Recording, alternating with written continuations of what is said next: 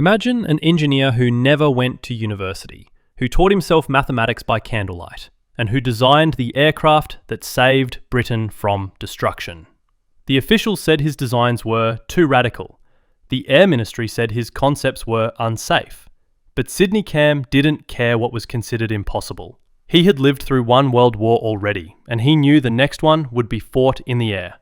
When German bombers threatened to cross the Channel, his creation, built in a small British factory, would become the nation's only defence. This is the story of the man who turned the Hurricane from an unapproved prototype into the fighter that decided the Battle of Britain and changed air warfare forever. Born in Windsor, England in 1893, Sydney Camm grew up fascinated by flight. At the time, the Wright brothers' first powered flight had taken place just a decade earlier, and aviation was still seen as a hobby for dreamers. Camm, the eldest of 12 children, couldn't afford formal higher education. Instead, he joined the Martenside Aircraft Company as an apprentice carpenter, absorbing every technical detail he could. By 1914, as the First World War broke out, Camm was already working with wood and fabric biplanes. He founded the Windsor Model Aeroplane Club, building gliders and models that showcased his early grasp of aerodynamics. His hands-on understanding of structure and stress would later become his greatest advantage. While others worked from theory, Camm built aircraft that actually held together under real-world strain. After the war, Martenside collapsed. Camm moved to the H.G. Hawker Engineering Company in Kingston upon Thames, a modest workshop trying to survive in the volatile post-war economy. Within a few years, he became its chief designer. Under his leadership, Hawker transformed from a small parts supplier into one of Britain's leading aircraft manufacturers. Camm believed in practical innovation. While many early aircraft engineers followed classical aerodynamics, he focused on building machines that pilots could rely on in combat. He combined elegance with brute function, a philosophy visible in every line of his later designs.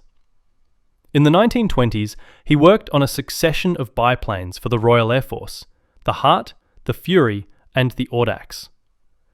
Each was faster, lighter, and more manoeuvrable than its predecessor. The Hart bomber, first flown in 1928, shocked the Air Ministry by outpacing the very fighters meant to intercept it. It became one of the RAF's main aircraft through the early 1930s. The success of these biplanes established Camm's reputation as a dependable, forward-thinking designer. Yet he could already see their limits. Biplanes relied on drag-heavy struts and wires. They could never reach the speeds modern warfare would require. By 1934, with tensions rising across Europe, Camm concluded that the next Great War would demand an all-metal monoplane fighter, something faster and more powerful than any British design to date. Camm began working on an experimental fighter that would combine the structural strength of steel tubing with the simplicity of fabric covering. It was designated the Hurricane, a name chosen to evoke speed and power. The Air Ministry, however, was cautious. The RAF's official program was already focused on a more advanced, all-metal monoplane being developed by Supermarine, the future Spitfire. Many officials saw no need for a second design. Camm argued that his approach could be produced faster and cheaper using existing manufacturing tools. His logic was simple. If war broke out soon, Britain wouldn't have time for expensive, complex fighters. He wanted something that could be mass-produced in hundreds, even thousands, without redesigning the entire industry.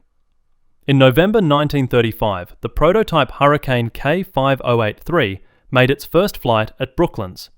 It reached 315 miles per hour, impressive for a fabric-covered aircraft, and could outturn most fighters of its era. The Air Ministry approved a limited production order. It was a quiet success, almost overshadowed by the Spitfire's sleek metal form. But within a few years, the Hurricane would prove its worth in a way no one could ignore. As Europe drifted toward war in the late 1930s, Camm pushed his team relentlessly to refine the Hurricane's design. He replaced its wooden propeller with a variable pitch metal one, upgraded the engine to the Rolls-Royce Merlin, and strengthened the wings to mount 8.303 caliber Browning machine guns, the heaviest armament of any RAF fighter at that time. Many in the Air Ministry doubted the need for such firepower. Camm ignored them. He had watched reports of German air exercises and knew that future bombers would fly faster and higher than anything seen in the First World War. The Hurricane needed to deliver concentrated bursts of fire that could tear through heavy armour in seconds. By 1938, the aircraft entered full production. Hawker's assembly lines expanded rapidly, with subcontractors across Britain manufacturing components. The Hurricane became the RAF's first monoplane fighter to enter service, and by the outbreak of World War II in September 1939, over 500 were already operational. In the early months of the war, the Hurricane performed well against German bombers during the Battle of France. It was rugged, reliable, and easy to repair, a crucial advantage when operating from rough airfields under fire. However, as the Luftwaffe advanced, the RAF faced catastrophic losses. Many pilots barely escaped across the Channel. By mid-1940, Britain stood alone. The Luftwaffe prepared to annihilate the RAF as a prelude to invasion. At this moment, the Hurricane would become the unsung backbone of the defence. Out of 1,963 RAF fighters available at the start of the Battle of Britain, roughly 2/3 were Hurricanes. They were slower than the Spitfire, but more stable and easier to control in a dogfight. The Hurricane's thick wings could absorb damage that would destroy lighter aircraft. In combat, pilots quickly learned to let the Spitfires take on enemy fighters, while the Hurricanes went after bombers. A tactical pairing that defined the battle's outcome. By September 1940, the Hurricane had destroyed more enemy aircraft than all other British defences combined. Its design, conceived in a small Kingston workshop, became a national symbol of endurance. And behind that design stood a man who never sought fame. A self-taught engineer who believed function mattered more than elegance. As bombs fell over London and British pilots fought for survival, Sidney Camm continued working, sketching improved versions of the Hurricane even as sirens wailed outside his factory. He wasn't satisfied with saving Britain once. He wanted to build something even faster. By the spring of 1941, the Hurricane's days as Britain's premier fighter were numbered. New German aircraft like the Messerschmitt Bf 109F and the Focke-Wulf 190 outclimbed, outdove and outfought the older British machines. Sidney Camm knew the balance of air power was shifting. The same qualities that had made the Hurricane reliable, its thick wings, fabric skin and simple framework, now limited its speed and altitude. Camm realised that if Britain was to survive another air war, the next aircraft had to be faster, stronger and built entirely of metal. The Air Ministry wanted a successor, but opinions were divided. Some argued for refinement of existing designs, others insisted on starting from scratch.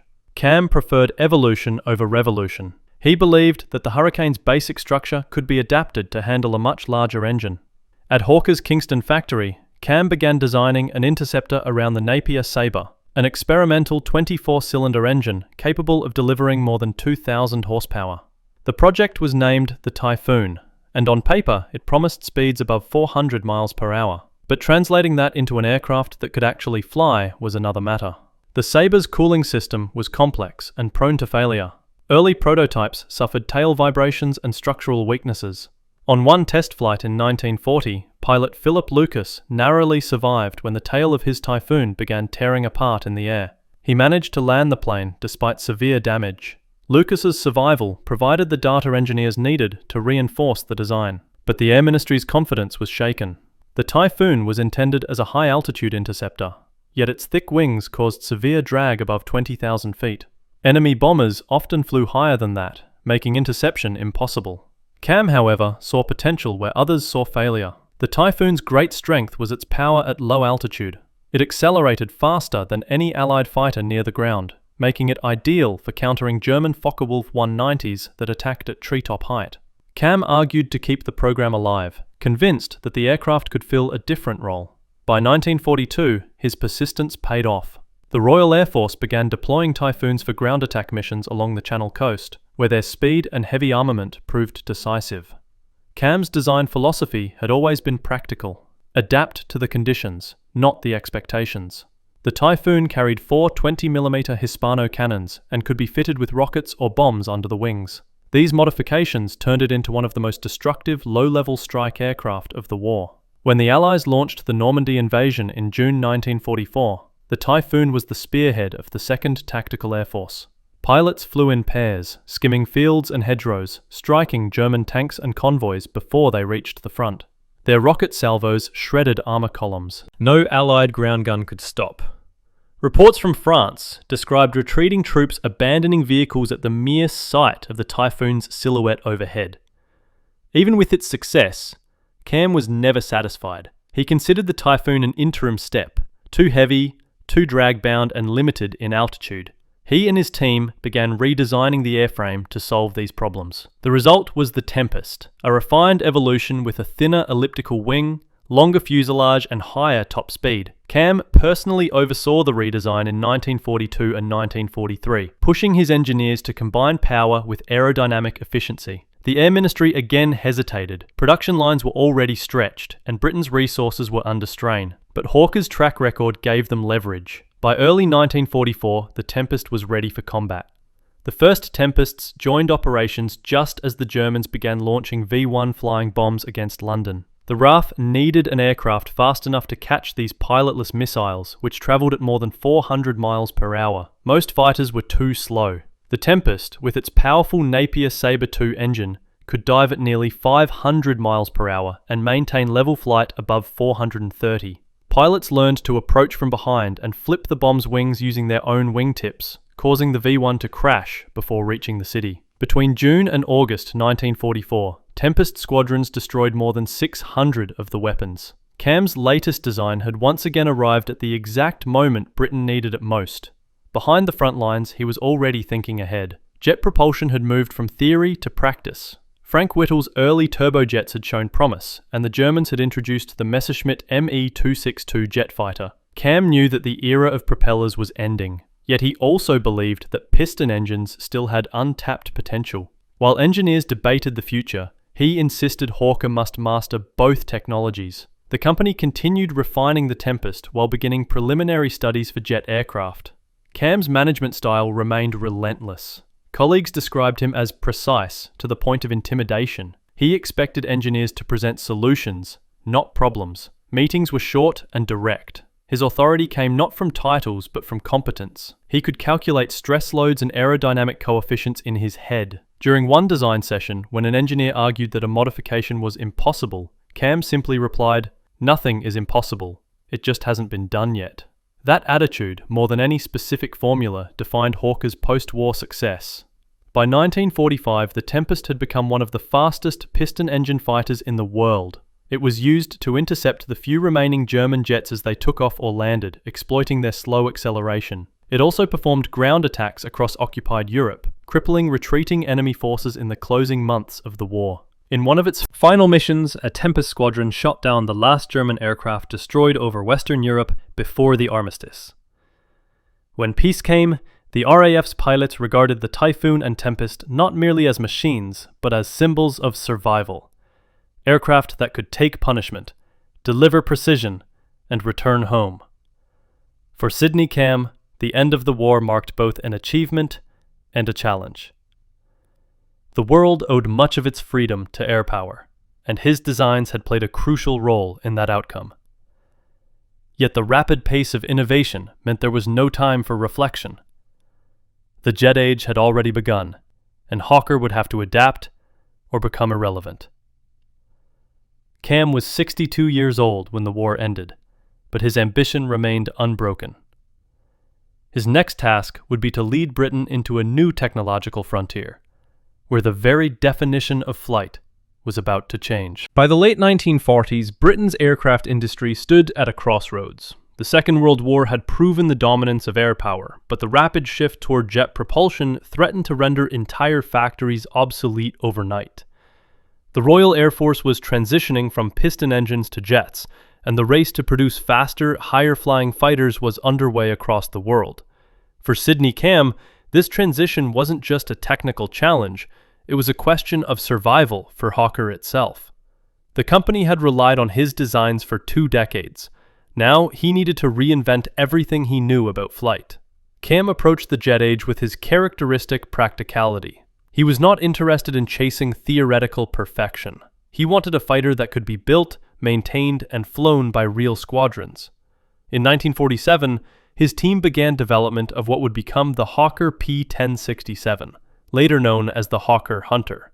It was to be powered by the Rolls-Royce Avon turbojet, a new generation of British engines offering higher thrust and efficiency than anything before.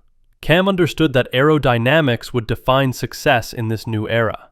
He prioritized clean lines, a thin swept wing, and minimal drag, concepts that were still experimental for British designers.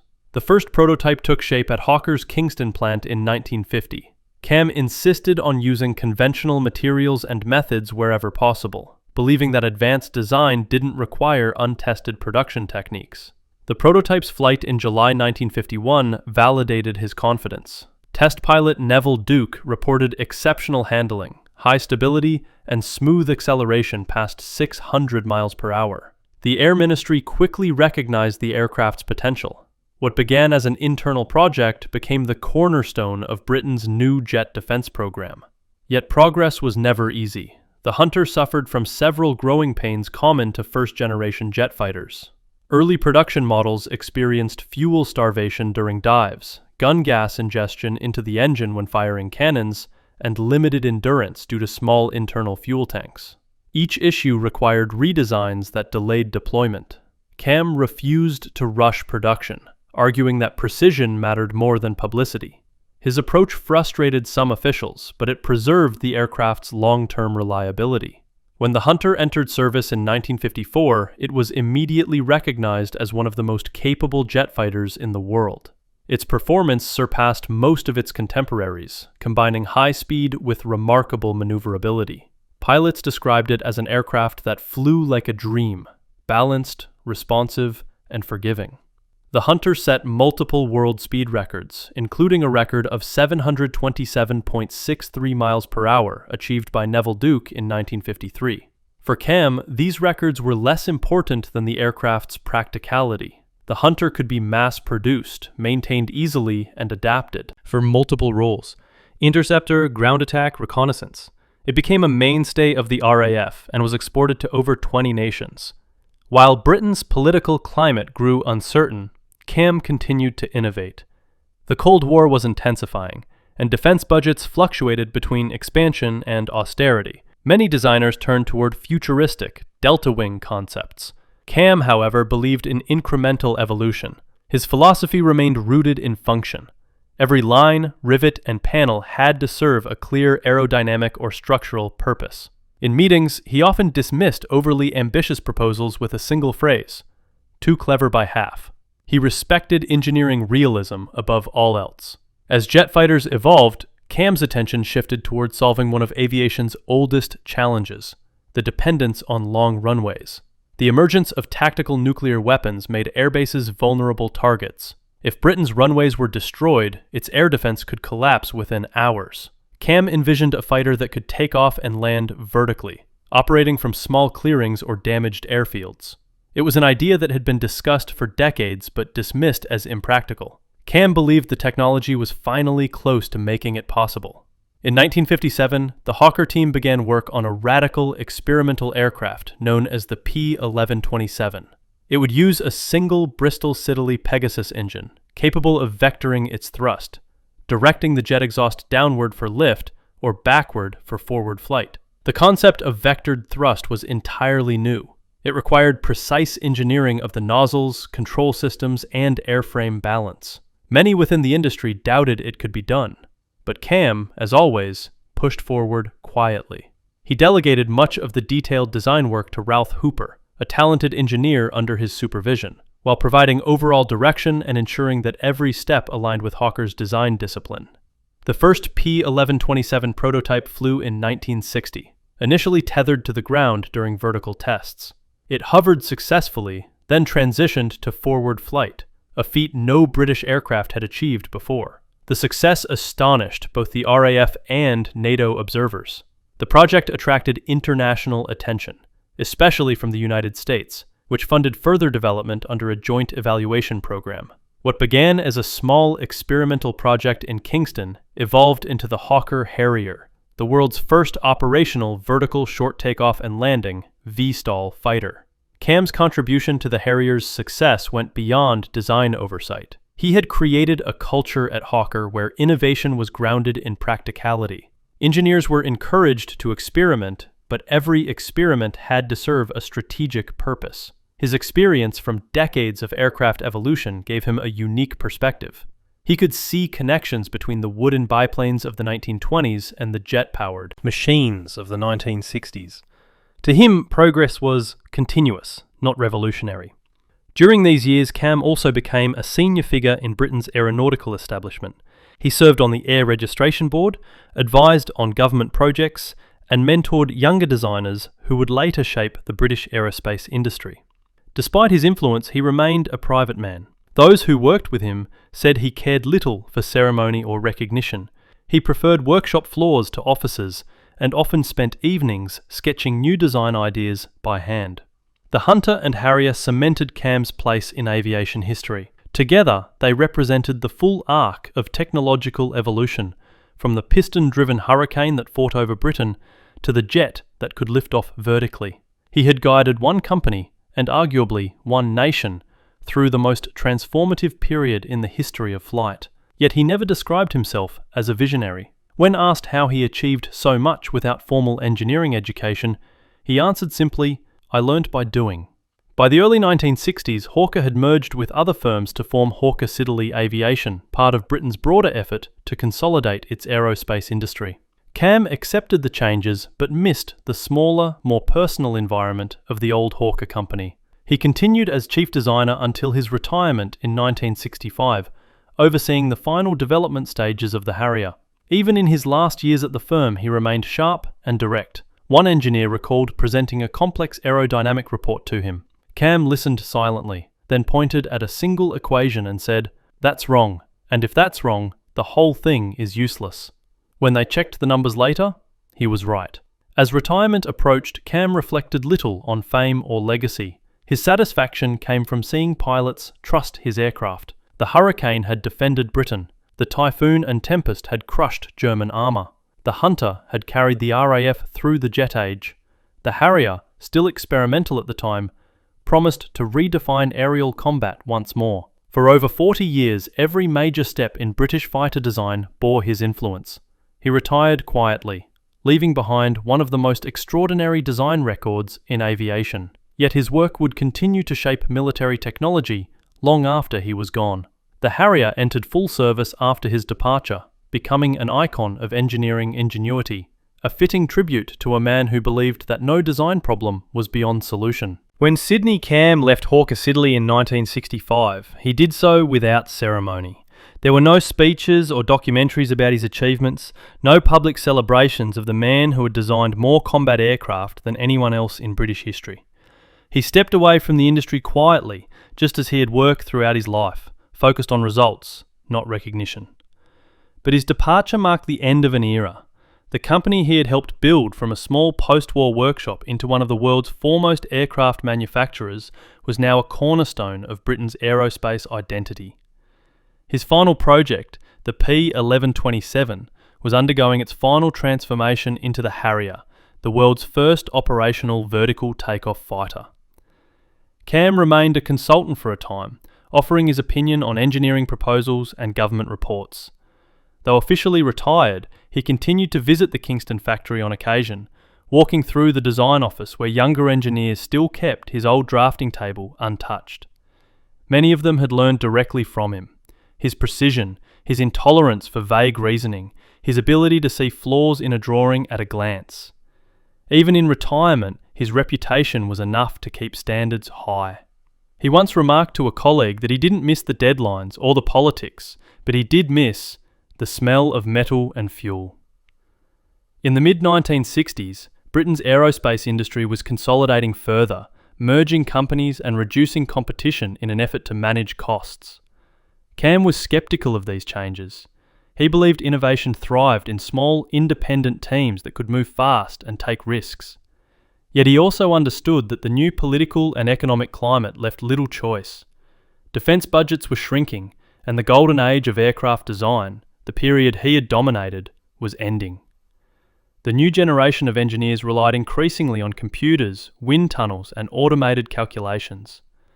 Camm had always designed by instinct and mathematics scribbled on notepads, but he respected the shift. "Tools change," he once said, "but the laws of flight never do." Outside the workshop, he lived a modest life. He and his wife Hilda remained in Kingston, where he occasionally gave talks to local aeronautical societies. He disliked publicity, but agreed to a few interviews in which he discussed the evolution of aircraft design from the wooden biplanes of his youth to the jet fighters of the Cold War. He spoke plainly, with none of the dramatization that others attached to his story. When asked what had motivated him through 40 years of design, he replied, "I didn't care for glory. I cared that the pilot came back alive." By the time he reached his 70s, his influence was visible everywhere. The Royal Air Force still relied on the Hunter, which served in conflicts from the Middle East to Southeast Asia. The Tempest and Typhoon, once central to the European front, were now museum pieces, symbols of resilience. And the Harrier, his final contribution, was entering production, soon to demonstrate its worth in ways even he might not have predicted. Camm followed its progress closely, often reading test reports and sending handwritten notes to his former colleagues with small technical suggestions. They still referred to him simply as Mr. Camm, a sign of respect that never faded. Recognition finally came late. In 1953, he had been knighted for his wartime contributions, an honour he accepted reluctantly. Later, universities that once would not have admitted him awarded him honorary degrees. He became a Fellow of the Royal Aeronautical Society and received the Gold Medal of the Royal Society of Arts. But those who knew him best said he valued none of these distinctions as much as the satisfaction of a clean test flight report. He judged success by the aircraft, not the applause. In 1966, just a year after his retirement, Sydney Camm passed away at the age of 72. The news barely reached the public. Only later did aviation journals begin to recount the scale of his influence. Colleagues described his death as the closing of the book on the age of the individual designer. The world of aviation had grown too large, too complex for single figures to dominate. But Camm had belonged to a different time, a time when one person's judgment could shape the fate of nations. In the decades that followed, every new generation of engineers rediscovered his work. The Hurricane became an enduring national symbol, its simple, rugged lines reminding Britain of a moment when survival depended on ingenuity. The Typhoon and Tempest were studied for their aerodynamics and structural design. The Hunter remained in active service around the world until the 1990s, an unmatched record for a post-war fighter. And the Harrier, the ultimate expression of his design philosophy, would prove itself in conflicts across the late 20th century, from the Falklands to the Gulf. Its ability to take off and land vertically fulfilled the vision he had pursued since the 1950s, the dream of complete independence from runways, of aircraft that could operate anywhere. Historians often call Sydney Camm the designer who saved Britain. The phrase is not an exaggeration. Without the Hurricane, the Royal Air Force might not have survived the Battle of Britain. Without his relentless pursuit of performance and practicality, British aviation might not have adapted quickly enough to the jet age. Camm's genius lay not in abstract theory, but in his method, precise, disciplined, and grounded in reality.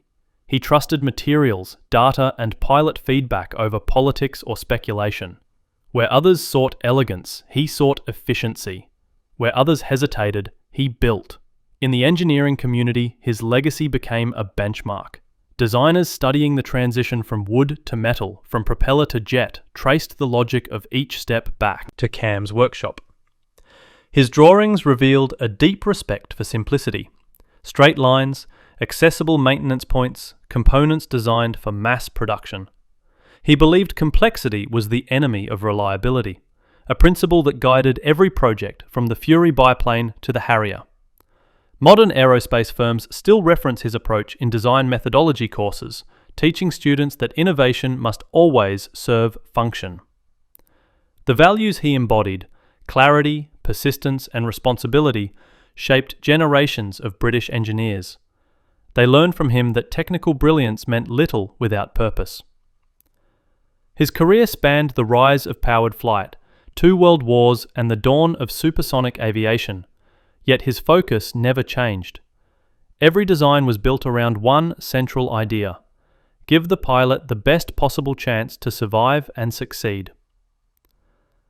Today, the aircraft that carry his name stand as monuments to that philosophy. At the Royal Air Force Museum in London, the Hurricane still bears the marks of its rivets and repairs, a reminder that perfection in design isn't about smooth surfaces, but about strength where it matters most. Nearby, a Hawker Hunter gleams beneath spotlights, its swept wings capturing the grace of post-war engineering. And at Duxford, a Harrier hangs suspended from the ceiling, a symbol of innovation that grew from the determination of a man who began as a carpenter's apprentice in Windsor. Sidney Camm never sought to be remembered as a hero. He saw himself as an engineer, nothing more. Yet history remembers him differently. His work bridged every major shift in aviation across half a century. He built machines that fought, protected, and inspired. And even decades after his death, the principles he stood for, precision, practicality, and the refusal to accept limits, continue to guide those who build the aircraft of the future. His story is not one of sudden genius or dramatic discovery. It is the story of endurance, of an ordinary man who redefined what could be achieved through skill, discipline, and relentless attention to detail.